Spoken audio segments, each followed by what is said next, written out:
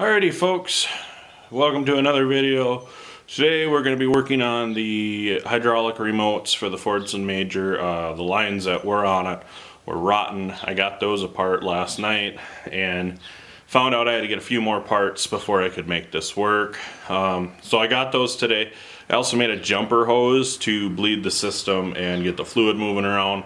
I know this tractor has had some issues in the past with getting the fluid up to places where it belongs, so decided to make this jumper hose and get things moving the right direction. Alrighty folks, this ended up being a harder job than I expected, plumbing this in and down. Of course the fittings wanted to fight me a little bit and it was too tight of a space, so I had to take the seat off. Not too big of a deal.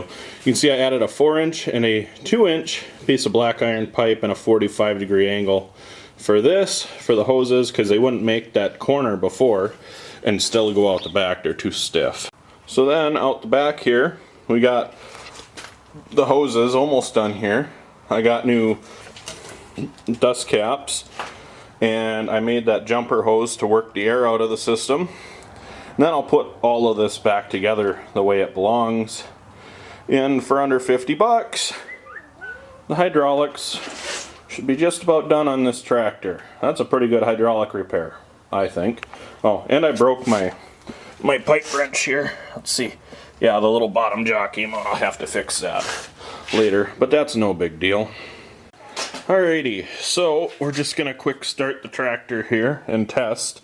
Make sure nothing leaks, obviously, or anything like that crazy. So if it'll start, come on.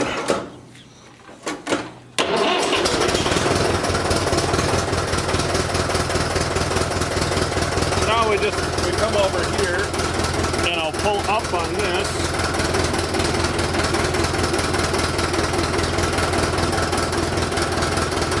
Push down.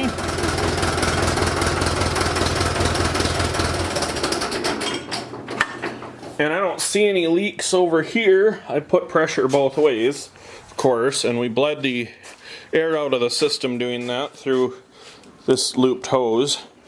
So it looks like I can put everything back together now.